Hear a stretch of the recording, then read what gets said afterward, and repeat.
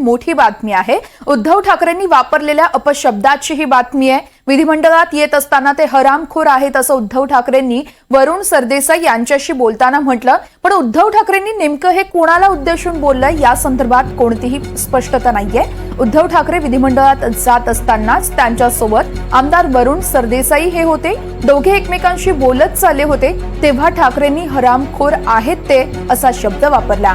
त्यांनी हा शब्द नेमका कोणाला उद्देशून वापरला असा प्रश्न उपस्थितांना पडला।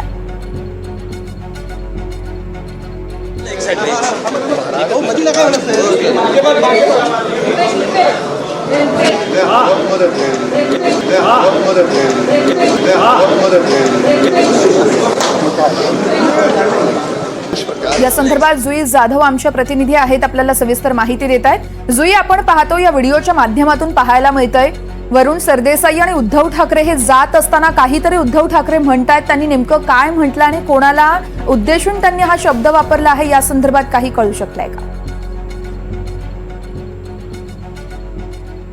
आज अर्थसंकल्पीय अधिवेशनाचा शेवटचा दिवस आहे। मात्र जर आपण पाहिलं तर मग गेल्या आठवड्यापासून एकच विषय दोन्ही सभागृहांमध्ये गाजत आहे, ते प्रकरण म्हणजे दिशा सालेंचं प्रकरण।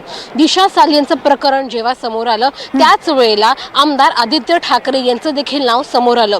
दोन्ही सभागृहांमध्ये गदारोळ एकाच प्रकरणावरून आपल्याला पाहायला मिळाला। अनेक वेळेला दोन्ही सभागृहात तहकूब देखील या एकच मुद्द्यावरून करण्यात आली। मात्र आज ज्यावेळी उद्धव ठाकरे हे विधान भवनात आत येत होते त्यावेळी वरुण सरदेसाई हे त्यांच्या सोबत होते। त्याच वेळेला माध्यमांशी संवाद साधत होते ते म्हणजे भाजपचे आमदार राम कदम।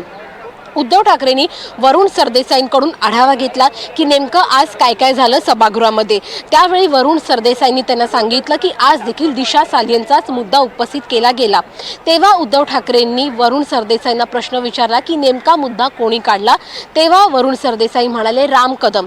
जेव्हा राम कदम वरुण सरदेसाई म्हणाले त्या क्षणाला उद्धव ठाकरेंच्या तोंडून शब्द निघाले ते म्हणजे हरामखोर पोरी पळवणारे। या शब्दामध्ये उद्धव ठाकरेंनी राम कदमांचा समाचार घेतला, कारण का गेल्या आठवडाभर आदित्य ठाकरे यांच्या राजीनाम्याची मागणी करत आहेत सत्ताधारी दिशा सालें प्रकरणावरून। यावरून आज नेमका मुद्दा कोणी काढला उपस्थित केला असा विचारताच राम कदमांचं जेव्हा नाव आलं त्या क्षणी हरामखोर असा उल्लेख उद्धव ठाकरेंनी केला। आता यावर नेमके राम कदम कशा प्रकारे प्रतिक्रिया देत आहेत हे पाहणं महत्त्वाचं राहणार आहे।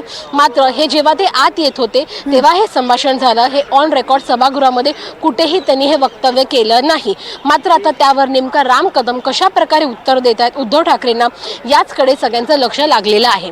वर्षा जुई, त्यामुळे आता राम कदमांसह सत्ताधाऱ्यांकडून देखील काय प्रतिक्रिया येत आहेत हे पाहणं अतिशय महत्त्वाचं असेल। या सगळ्या घडामोडींवर तुम्ही अशाच लक्ष ठेवून राहा। सगळे अपडेट तुमच्याकडून जाणून घेत राहू। तुर्तास धन्यवाद।